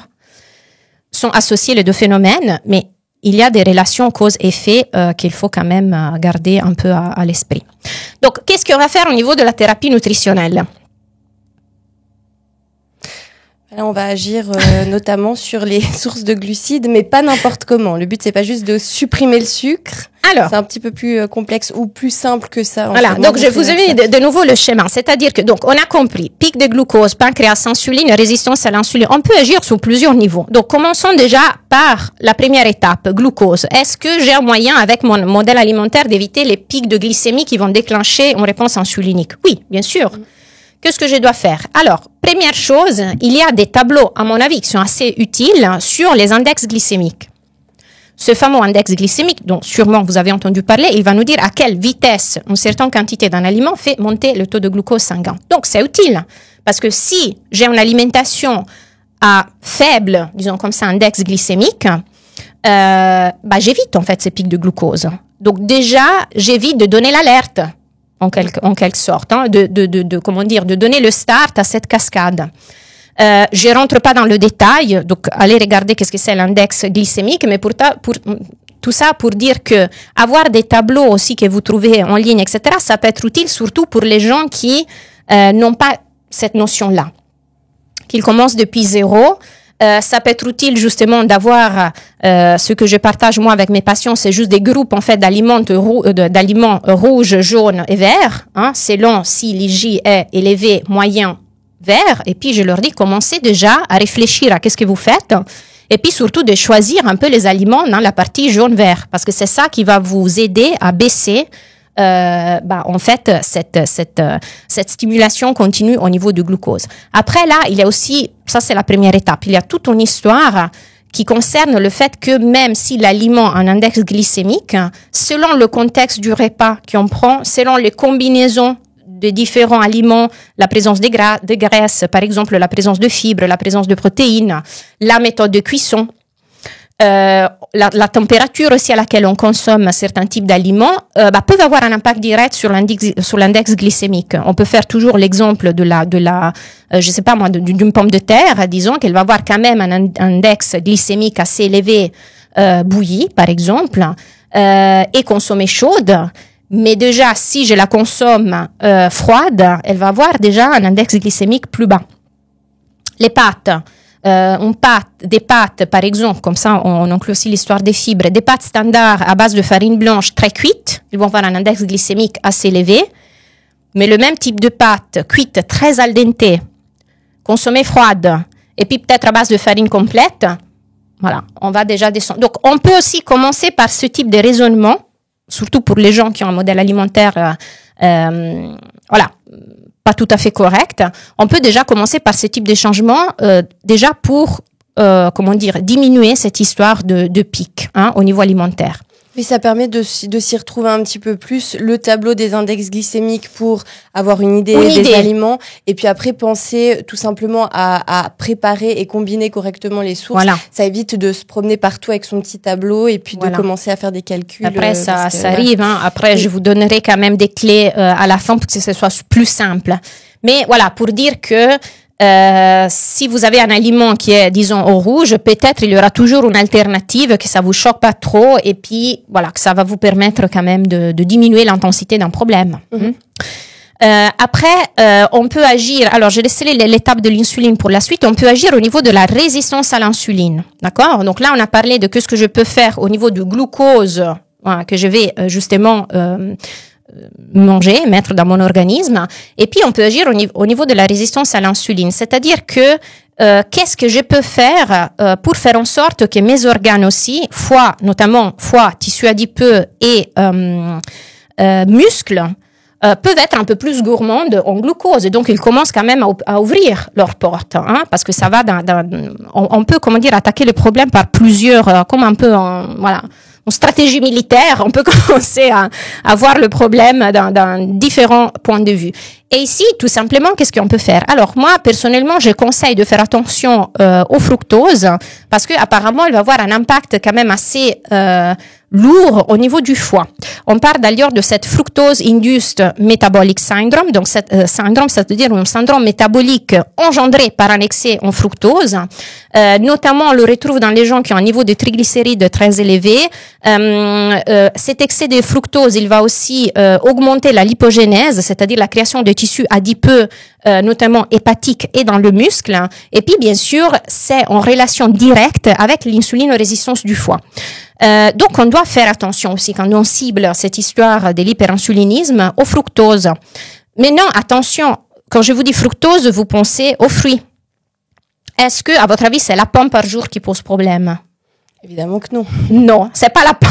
Par contre, on retrouve le fructose dans les glaces, dans les sodas, dans les barres de céréales, même si c'est bio, vegan, etc. Il y a plein de sirop partout, même dans les céréales bio du petit-déj. Il y a du sirop de maïs, sirop de n'importe quoi, et les energy drinks aussi, tous les sodas, ça on l'a dit. Donc c'est ça qu'il faut faire attention. Après, c'est clair que si vous me dites, moi je mange pas de glucides parce que j'ai peur entre guillemets de l'indice glycémique, mais je mange 10 pommes par jour. Oui, on est toujours dans l'histoire de... Ça va pas fonctionner non plus. Du bon sens, mais oui, c'est intéressant parce que du coup, en fait, dans la pomme, c'est comme dans les plantes, on parle de totem. Dans la pomme, il y a énormément de nutriments et de choses différentes, alors que le sirop qu'on rajoute simplement dans un produit industriel, il est tout seul, le fructose est isolé, et donc il n'aura pas le même impact. Tout à fait, tout à fait. Donc la pomme, justement, on dit, elle a sa matrice. C'est, encore une fois, un aliment naturel. Donc, ça, dans cette histoire du fructose, je trouve que soit correct de faire la différence entre c'est que c'est un vrai aliment, comme les fruits en général, mais encore une fois, sans en abuser. Généralement, je conseille une portion de fruits par jour, l'équivalent d'une pomme, voire 2 en été, par exemple, il fait plus chaud, etc. Mais on n'a pas forcément besoin d'aller au-delà de ça. C'est déjà trop, je pense, au-delà. Mais après, ce qui pose problème, justement, c'est tous les aliments, comme tu disais tout à l'heure, ultra transformés, qui ont l'air d'être sains, vegan, bio, etc., mais qui en réalité sont pleins de sirop et de sucres rajoutés, les sodas et compagnie. Donc, c'est ça dont on doit vraiment faire attention. Après, sujet hyper controversé, mais voilà, je vous le mets parce que dans la pratique, je trouve que c'est pertinent. C'est cette histoire des index insuliniques. Est-ce que tu as jamais entendu parler de cet index insulinique? Parce qu'il y a pas mal de gens qui le connaissent pas. Ça te dit quelque chose? Si, dans une de mes dernières formations, j'en ai entendu parler, mais c'est vrai qu'on en parle. Je sais pas si on en parle beaucoup, même avec les patients ou les clients. On va plus parler de l'index glycémique, mais je pense que c'est intéressant d'en parler. Alors qu'on a dit que le problème, en fait, du syndrome des ovaires polykystiques lié à l'insulinorésistance, c'est cet hyperinsulinisme. Donc, si je dis pas de bêtises, justement, les produits laitiers, c'était ça qui m'avait un peu fait tilt, c'est que les produits laitiers qui pourtant, s'ils sont bruts, ne contiennent pas spécialement de glucides, ils font monter l'insuline plus vite que d'autres produits. Donc, vous voyez, on est toujours dans ce schéma. Donc, c'est différents points d'attaque, disons, mais au final, ils vont tous agir dans le mauvais sens. Et c'est pas là qu'on veut aller. Donc, est-ce que quelqu'un qui a un syndrome des ovaires polykystiques, on a fait le bilan sanguin, il y a insulinorésistance. Est-ce que ça fait du sens de lui conseiller de manger des aliments qui stimulent encore plus la sécrétion d'insuline? C'est vrai que c'est discutable. Moi, je me pose la question. Donc, dans ce cas, moi, je déconseille justement d'avoir des aliments qui ont cet effet insulinique important, notamment les produits laitiers. Le lait, les produits laitiers et les fromages en général. Je vous fais l'exemple justement du lait parce que c'est intéressant justement de considérer soit l'index glycémique que l'index insulinique parce que, comme tu disais tout à l'heure, le lait, par exemple, vous pouvez le retrouver dans la liste verte dans le tableau de vos index glycémiques. Le lait, index glycémique 40, magnifique. Je peux en consommer en quantité. Pas trop parce que l'index insulinique est de 150. Donc c'est énorme, alors qu'on prend comme référence le pain blanc à 100. Ah oui, ouais, donc on n'y pense pas, franchement, c'est assez contre-intuitif. Le yaourt, mais le yaourt, il fait du bien, santé intestinale, c'est un aliment quand même sain, etc. Index glycémique 30, index insulinique 120. Donc, prudence. Moi, personnellement, je conseille souvent de faire une pause avec les produits laitiers. Ils ont des bons côtés. Je ne suis pas en train de diaboliser toute la catégorie. Au contraire, ce que je suis en train de dire, c'est juste que dans ce cas spécifique, où on veut agir au niveau de l'insulinorésistance et de cet état de hyperinsulinisme, je ne trouve pas sage de conseiller à quelqu'un de manger du lait, le produit laitier et du fromage. On peut le remplacer. Là, peut-être oui, mais non, on a par exemple des yaourts à base de lait de noix de coco. On a le lait de noix. Ça, j'aime bien le lait de noix de coco, par exemple. Il est assez riche en gras, peu en glucides aussi, en sucre. Donc, ça peut être une alternative. Puis on reste sur un lait de fruits aussi. Voilà. Par exemple. Pas sur des graines ou sur des, on est vraiment sur le fruit. Dans ce cas, mais puis ça peut être aussi un lait d'amande. Il faut juste faire attention qu'il n'y a pas non plus de sucre rajouté, etc. Je vais pas trop me détailler sur les effets de cet index insulinique, mais en fait, pourquoi les produits laitiers ont cet index si élevé? C'est dû à la présence du lactosérum, donc du petit lait, et des caséines. Ils ont deux mécanismes différents, mais ils agissent les deux sur l'insuline. Est-ce que je peux prendre alors des produits laitiers sans lactose? Non. Et inutile. La caséine. Voilà, parce que ça c'est la question. Donc ça nous aide pas, d'accord? Et puis voilà, après on va revenir en fait à la fin, mais quelle est l'approche alors nutritionnelle plus indiquée si on a cette insulinorésistance corrélée aussi avec le syndrome des ovaires polykystiques? Il y a des études et ils nous disent clairement qu'un régime low dairy, c'est-à-dire bas en apport en produits laitiers et fromage, et low starch, c'est-à-dire bas en amidon, donc on respecte cette histoire de l'index glycémique, a donné des résultats. Les patientes atteintes de syndrome des ovaires polykystiques ont perdu du poids, ils ont amélioré le profil insulinique, donc sont devenus plus sensibles, ils ont amélioré leur métabolisme de glucose et surtout, ils ont réduit la testostérone libre. C'est pas rien. Non, effectivement. Point final, comment améliorer notre sensibilité à l'insuline? On a dit donc pas seulement avec l'alimentation. Par exemple, on a des techniques dont vous avez sûrement entendu parler, comme le jeûne intermittent. Ça peut être utile, fait dans certains cas. Parfois, pour commencer, même un protocole 16-8, ça peut être OK, c'est-à-dire 16 heures de jeûne et puis de s'alimenter dans ces 8 heures. Mais en faisant attention que quand on parle de jeûne intermittent, ça ne veut pas dire que dans cette fenêtre de 8 heures, on peut manger tout n'importe quoi. Non. Donc, voilà. Non, bien sûr. Et puis, bien sûr, l'exercice physique. Plus je bouge mes muscles, plus en fait je rends mon muscle disponible pour justement répondre à l'insuline et donc capter le glucose. Oui, et le muscle brûle davantage de calories que en plus. Donc on a tout l'intérêt. Et puis j'ai mis à arrêter l'alcool parce que je trouve que pour une femme c'est pas l'idéal. Oui, et puis surtout que c'est un geste qui est facile à mettre en place. Et puis qui élimine pas mal de sucre. Voilà. Au niveau du jeûne, c'est intéressant. On n'entre pas trop dans le détail, mais effectivement, ça s'accompagne aussi le jeûne. Et puis le même encore en dessous de ce que tu as proposé, de simplement veiller à avoir une vraie fenêtre de repos entre le repas du soir et le matin, 12-14 heures. C'est facile à mettre en place. On dort, donc on ne va pas ressentir les effets de cette pause alimentaire. Et puis ça permet déjà pour les personnes qui ne devraient pas forcément pratiquer du jeûne ou qui n'en ont pas envie, ça permet de déjà apporter un petit plus sans que ce soit on va par petites étapes. Moi, je dis toujours, c'est le point de départ où la personne se trouve et puis on va mettre en place petites choses, un peu à la fois. Voilà, moi je dirais qu'on peut passer à l'étape suivante. Donc, regardons maintenant le syndrome des ovaires polykystiques type 2, c'est-à-dire le type en fait qui est lié plutôt à un terrain inflammatoire. Donc, je vous ai mis là d'un côté le signe évocateur, on l'a dit, troubles digestifs, colère irritable. Donc, vous sentez qu'il y a quelque chose qui ne va pas au niveau digestion, de la fatigue, maux de tête, migraine. Aussi, les inflammations au niveau de la peau, de l'eczéma, le psoriasis, des allergies, les douleurs, on a dit à l'articulation. Il y a peut-être une pathologie auto-immune. Des infections aussi, voire vaginales, voire des cystites récurrentes. Donc, dans ce cas-là, ça vaut la peine d'investiguer un peu plus la piste, en fait, du stress oxydatif. On l'a dit tout à l'heure, si vous avez de l'insulinorésistance, vous avez aussi un état de stress oxydatif, ça c'est sûr, mais il y a certains éléments qui peuvent empirer, en tout cas, la situation. Qu'est-ce que c'est plus important à souligner par rapport au syndrome des ovaires polykystiques? Alors, moi, j'ai mis deux choses, en fait. Après, voilà, le sujet, ça sera long et détaillé. J'ai mis l'alimentation, et on va voir plus tard, parce que bien sûr, si j'ai des mauvaises habitudes alimentaires, peut-être j'arrive pas non plus à augmenter mes défenses antioxydantes.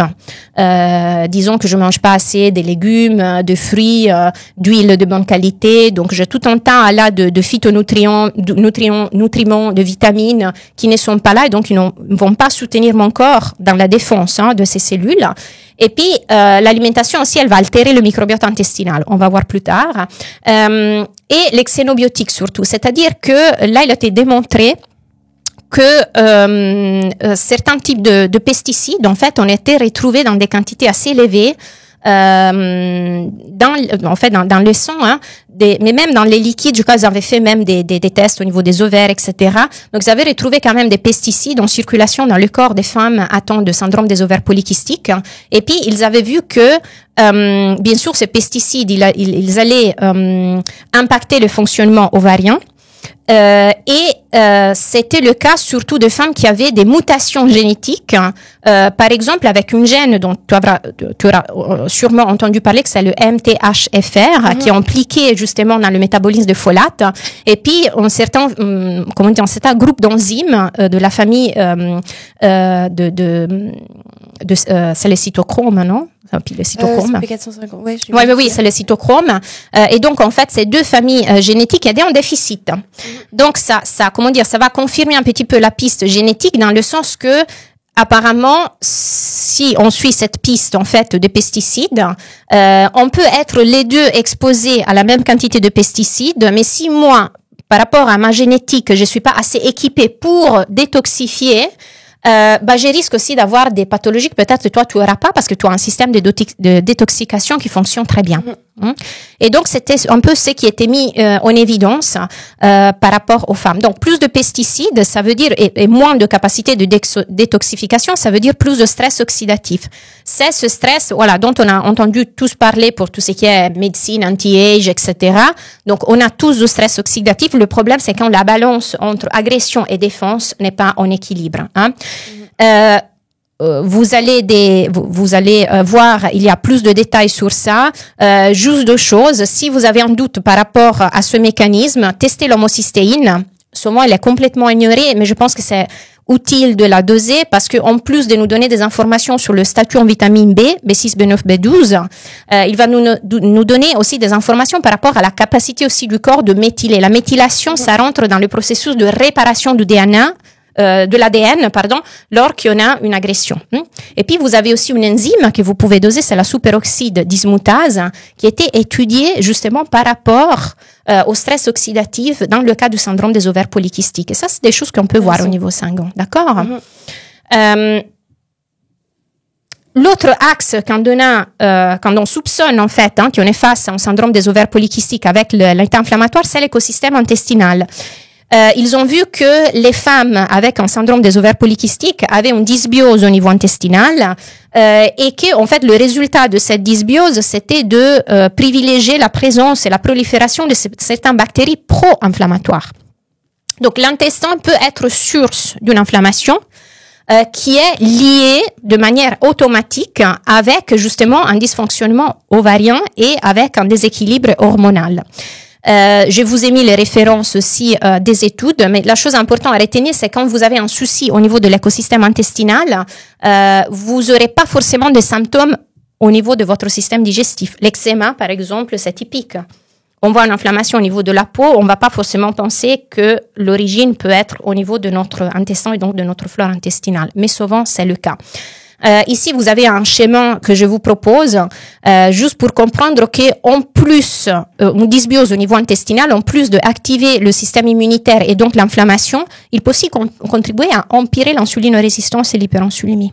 Donc, c'est tout, encore une fois, tout ensemble. Quel type d'alimentation on peut proposer pour le type 2, d'accord, ce type inflammatoire? Bien sûr, une alimentation anti-inflammatoire. Donc là, il faut voir s'il y a des sensibilités, des intolérances. Est-ce que la personne tolère bien le blé, les lactoses, les caséines, l'histamine? Il y a toute une investigation à faire. Et bien sûr, évaluer aussi, c'est qu'on disait tout à l'heure, l'exposition aux toxines. Bien veiller au fait qu'une alimentation soit riche en antioxydants parce qu'on veut augmenter les défenses. Donc, c'est important aussi qu'on a tout un tas de vitamines et de substances actives qu'on les retrouve surtout dans les légumes, dans les huiles, dans les bons gras, mais même aussi dans certains éléments protéiques qui peuvent nous aider à nous défendre. Et de l'autre côté, il faut aussi aller regarder qu'est-ce qui se passe au niveau de l'écosystème intestinal parce qu'on a dit l'écosystème intestinal est une source majeure d'inflammation. Donc, si on a un souci à ces niveaux, il faut surtout aller le soigner le plus possible. Oui, et par rapport à l'alimentation anti-inflammatoire, on peut mettre un beau petit drapeau rouge parce que justement, sur les réseaux ou dans les livres, chacun a sa définition de l'alimentation anti-inflammatoire. Et en fait, tu l'as dit très bien, ce qui compte là-dedans, c'est de repérer où sont nos sensibilités et de, du coup, s'adapter en conséquence. Il n'y a pas une vraie alimentation anti-inflammatoire type. Voilà. Ça va vraiment dépendre de la personne. De la personne et puis je dirais aussi de la façon avec laquelle on traite les aliments. Oui. La qualité des aliments, évidemment. Poisson frais, on dit le poisson c'est anti-inflammatoire. Une chose, je le cuis vapeur et puis une fois que c'est cuit, je mets un fil d'huile d'olive à la limite de jus de citron. Autre chose, si je prends le même poisson pané, frit dans le beurre, vous comprenez que c'est pas le même effet anti-inflammatoire. Évidemment, une viande cuite au bouillon ou une viande grillée à moitié carbonisée, ça n'aura pas les mêmes Donc effets, c'est pour ça que parler d'aliments anti-inflammatoires, c'est un peu, c'est limitant. C'est limitant et puis tout ne sera pas adapté à chaque personne, donc il faut faire attention parce que c'est vraiment ça fait partie des mots à la mode qu'on trouve partout et chaque professionnel a sa définition d'alimentation anti-inflammatoire, donc moi je pense que c'est un équilibre à trouver. Oui. Comme on a dit, va dépendre de soi-même et agression et défense. Oui. Voilà, c'est ça. On va jouer tout. Oui. Après, troisième type. Alors, celui-ci aussi, c'est le plus, je dirais, un peu le plus difficile peut-être à détecter. C'est celui où on a identifié en fait que la cause de cet excès d'androgènes, d'hormones mâles, c'est surtout au niveau des surrénales. Donc, on a cette fameuse DHA qui a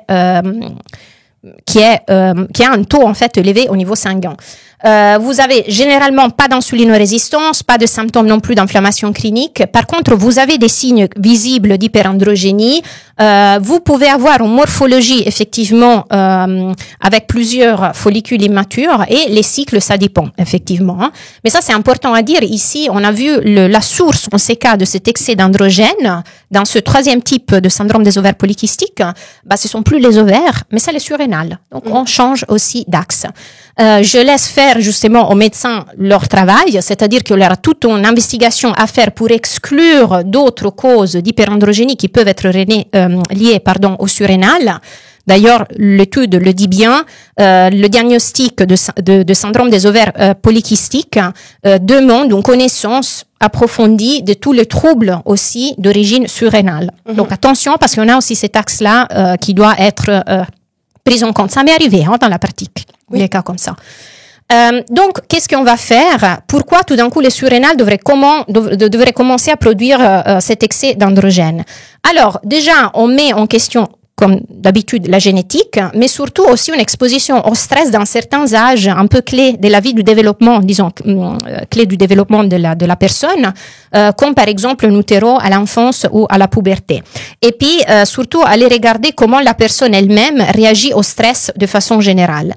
Et c'est sur cet axe-là qu'on va mettre en place, en fait, une thérapie nutritionnelle adaptée, parce que, en plus de l'hygiène de vie, donc, stress management, le repos, le sommeil, l'exercice physique, attention au café, à l'alcool, etc. Donc, toutes des mesures de l'hygiène de vie. Mais après, l'alimentation, elle va être ciblée pour soutenir l'axe des surrénales. C'est pas forcément le même type d'alimentation qu'on a vu tout à l'heure pour les autres types de syndrome des ovaires polykystiques. Il y aura bien sûr des choses en commun, mais ça peut être très différent. Parce qu'ici, par exemple, je pourrais pousser un peu plus la pédale sur les aliments glucidiques, alors que dans un cas d'insulinorésistance, je dois plutôt faire attention, d'accord? Donc, les deux axes, quels sont à la base, je dois maintenir le taux de glucose le plus stable possible, parce que toute variation de glucose, c'est une source de stress. Et donc, il peut impacter la production de cortisol et cet axe surrénal, et puis assurer aussi des bons apports en protéines. Donc, là, je vous dis quelle est mon approche à moi personnelle. Après, ça ne veut pas dire que ce soit l'approche miracle, mais je vous dis ce que j'aime faire. Donc, premier axe, tester déjà la fonctionnalité de l'axe surrénal avec un test salivaire, où je vais regarder déjà au niveau de la salive parce qu'on a les hormones aussi bioactives. On va regarder cortisol sur la journée et de HEA aussi, matin, soir. Donc, on va avoir en fait une idée de qu'est-ce qui se passe au niveau de la production de ces deux hormones au niveau de la santé sur la journée. Selon le type de courbe qu'on va voir, je vais adapter le modèle alimentaire, notamment le rapport et la ratio protéines-glucides. Ça, c'est étudié. On a même en fait des régimes exprès qui parlent justement des régimes reset pour les glandes surrénales. Et donc, on a vraiment cette réflexion à faire.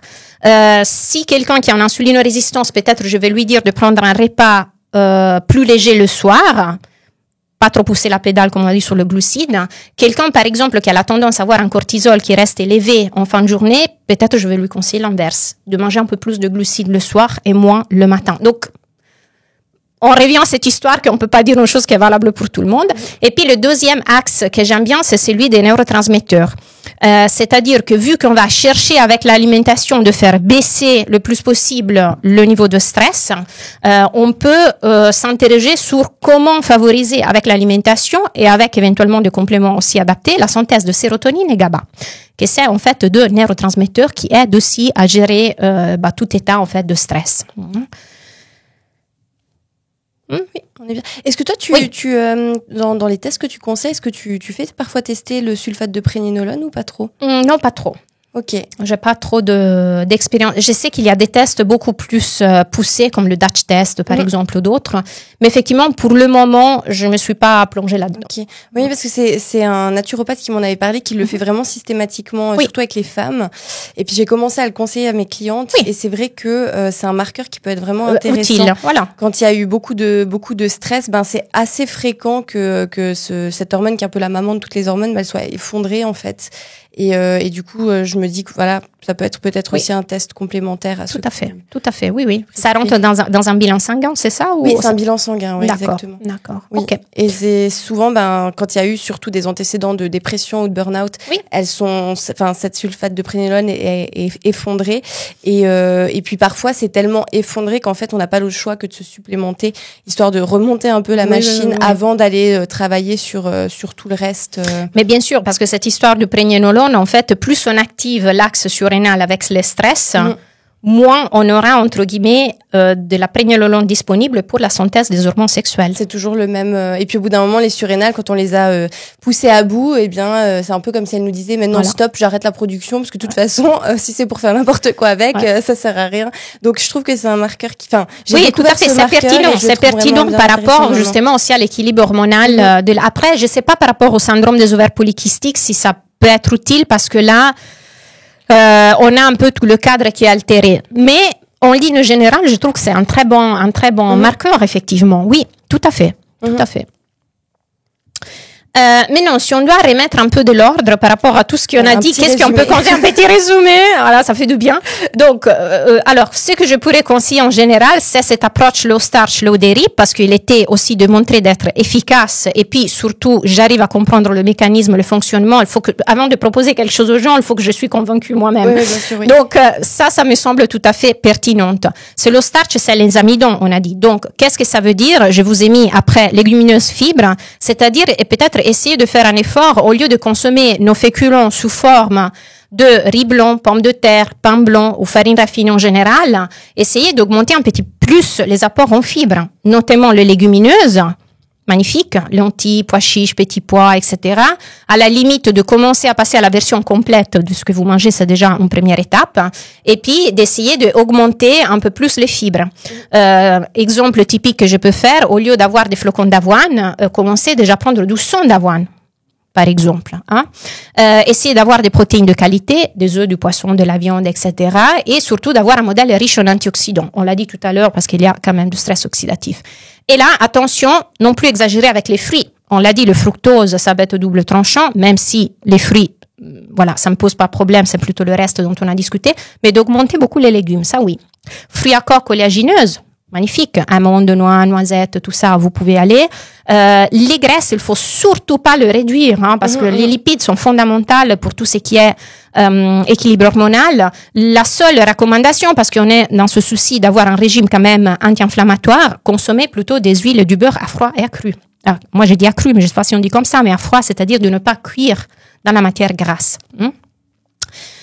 Écosystème intestinal, on doit quand même se poser la question, qu'est-ce qui se passe si jamais intervenir? Et puis, faire attention aussi, si on pense que le stress ou cet axe des surrénales, il est quand même sollicité, de bien étudier quelle peut être la répartition idéale, surtout au niveau glucides-protéines, sur les 3 repas pour la personne en question. Là, c'est un exercice intéressant à faire.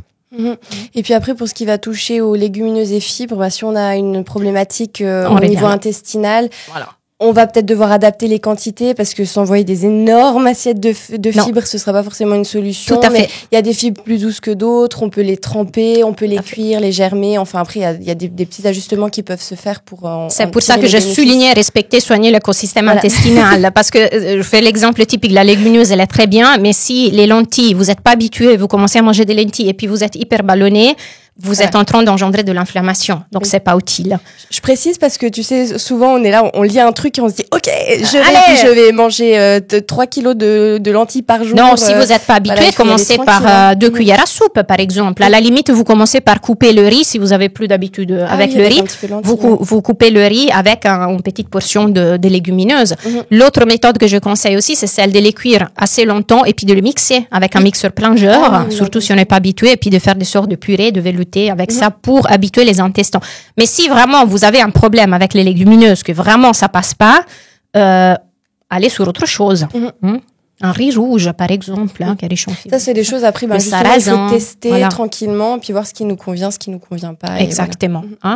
Et puis, pour terminer, là aussi, il faudrait faire une session exprès pour cette thématique. Supplémentation. Hein? Mais du coup, c'est intéressant de ne pas s'arrêter trop longtemps non plus dessus parce que déjà, il faut se faire accompagner et puis ça sert à rien de juste se jeter sur les compléments alimentaires. C'est ça. Intéressant, ça sera de compléter tout ce que tu viens de nous expliquer avant. Donc tout ça, si je peux résumer vraiment en quelques mots, vérifiez toujours le taux de vitamine D parce que ça c'est une chose qu'on trouve très fréquemment des niveaux très très bas. S'il y a vraiment quelques compléments à retenir, vitamine D, si vous l'avez dosé, et puis c'est pas assez, vitamine du groupe B, zinc, magnésium, c'est des choses que je mettrais.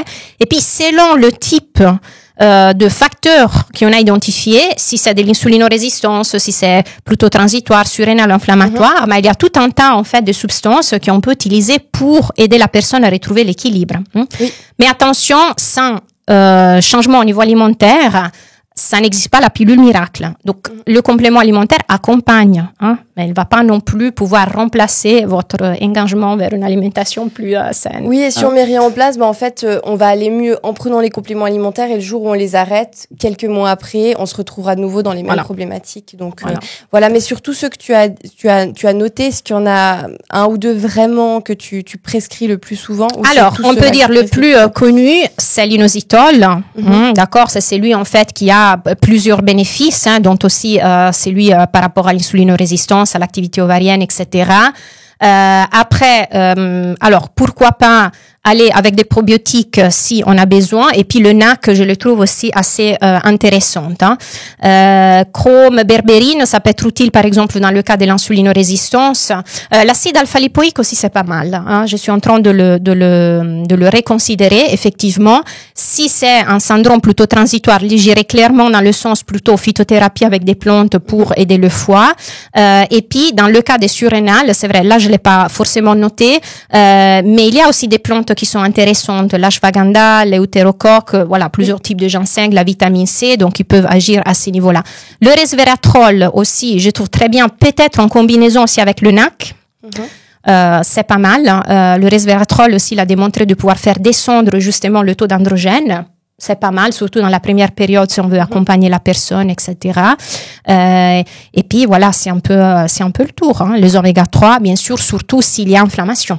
On va pas prendre des oméga 3 comme ça, mais dans un cas d'un état inflammatoire, effectivement, ça peut être utile. Et puis après, les oméga 3, de manière générale, consommer des petits poissons gras plusieurs fois par semaine, certaines huiles végétales, enfin on peut ça, la base, on doit la faire avec l'alimentation. La bonne vieille huile de foie de morue. C'est ça, pourquoi pas. Riche en vitamine A, d'ailleurs, qui ça nous aide pour la défense antioxydante. Oui. Et puis bien sûr, quand on prend des compléments alimentaires, c'est important de vérifier aussi la qualité du complément. Alors ça, c'est une chose vraiment. N'allez pas sur Internet acheter n'importe quoi. Surtout pas sur des sites qui vendent toutes sortes d'autres choses que des compléments alimentaires, n'est-ce pas? Donc essayez quand même d'aller vers des entreprises qui sont déjà spécialisées en ça, et puis qu'ils vous montrent aussi les tests de qualité, qu'ils vous disent qu'il n'y a pas de résidus non plus de métaux lourds, de chercher quelque chose toujours de qualité. Et puis surtout, faites-vous conseiller parce que sinon vous risquez en fait de dépenser de l'argent pour pas grand-chose. Oui, c'est ça, exactement. Ok, merci. Alors c'était un exposé intense, hyper intense, hyper intéressant. Évidemment, on vous conseille d'écouter cet échange en plusieurs fois. À petite dose. Et puis de ne pas mettre sur accélérateur. Là, je pense que c'est à vitesse normale, ça ira très bien. Je m'excuse, mais j'arrive pas à être plus, ça me passionne, donc il faut que je partage. C'est vraiment très intéressant et c'est super d'avoir aussi ce PowerPoint justement parce que ça permet de pouvoir regarder l'image, ce qui est pratique sur YouTube. Donc, si on résume un petit peu tout ce qui a été dit, donc déjà, on se fait poser un vrai diagnostic. Première chose, si on doit dire un peu les 3 conseils en fait à donner, moi je dirais déjà, allez voir un bon médecin gynécologue. Si vous n'avez pas de feeling avec les vôtres, cherchez un autre parce que il y en a quand même des compétents, etc. Donc parlez avec ce médecin et puis faites tous les tests qui sont nécessaires parce que ça c'est une étape fondamentale que je conseille toujours. Pourquoi? Parce que nous aussi en tant que thérapeute, on a les idées plus claires. Une fois que la personne arrive avec un diagnostic posé, etc. Donc déjà, on part du bon pied. Deuxième chose, laissez-vous accompagner. Donc c'est clair que, comme on a dit tout à l'heure, la pilule miracle n'existe pas. Si vous souhaitez vraiment essayer de travailler sur le fond du problème, il y a les solutions au niveau nutritionnel, il y a les solutions au niveau d'hygiène de vie, en faisant aussi appel à d'autres spécialistes. Hein. Je veux dire, je peux pas non plus penser de tout proposer moi-même, mais pourquoi pas. Et puis surtout, avoir de la patience. Oui. N'attendez pas que sur un déséquilibre de ce niveau-là, des résultats dans les 2-3 mois. Ça prend du temps. Donc, ça doit être un chemin vers un meilleur état de santé. Oui. Et puis on a vu, une fois qu'on a identifié un peu son profil, on passe par l'alimentation, mais aussi on veille à faire du sport, en privilégiant tout ce qui va permettre de développer du muscle et en y allant un peu mollo avec ces sports, je pense type CrossFit, qui peuvent être très très exigeants, et si on n'a déjà pas le corps qui est en top santé, ça peut encore créer un stress. Tout à fait. Et puis on agit sur le sommeil, un sommeil adéquat. En vérifiant qu'on ne fait pas d'apnée du sommeil aussi. Si jamais. Un point intéressant. S'il y a quelqu'un qui vous dit, c'est pas possible, trop ronfle tôt. Voilà, ça, on s'y penche. Et puis, bien sûr, la gestion du stress, soit par des plantes adaptogènes, soit par, déjà une alimentation et un sommeil adéquat. Et puis après, il existe toutes sortes de techniques dont on n'a pas parlé, mais toutes sortes de techniques qui permettent de se relaxer. Je crois tout le monde a des pistes de techniques relaxantes aujourd'hui. Et voilà, et en prenant cet ensemble-là et du 360 degrés. On peut vraiment améliorer. Et patiemment. C'est une marathon. Pas de stress, justement. Pas de stress. On peut vraiment arriver au bout de quelques mois, un an ou deux, à avoir de très bons résultats. Par rapport à les patients que j'ai eu la chance d'accompagner, c'est vrai qu'après déjà 6 mois, on arrive à voir des choses intéressantes. Oui, parfois des petites améliorations peuvent arriver très vite. Après, c'est plus les grandes améliorations qui prendront du temps, mais normalement, assez rapidement, on voit déjà des premiers changements, puis ça va nous encourager à poursuivre. Voilà. Ok, je te remercie beaucoup. Plaisir. Si vous avez des questions, bien sûr, vous pourrez les poser en commentaire, parce que peut-être qu'il y a des questions qui émergeront de ça. S'ils auront la patience de tout écouter, je sais pas. Patience. Donc, je te remercie, Angela. Mais avec plaisir. On se reverra sûrement prochainement pour un autre épisode, cette fois sur l'endométriose. Oui, voilà. Pourquoi pas. Ça sera encore un bon exposé. Un bon sujet. Voilà. Je vous remercie pour votre écoute et puis je vous dis à très bientôt pour un prochain épisode.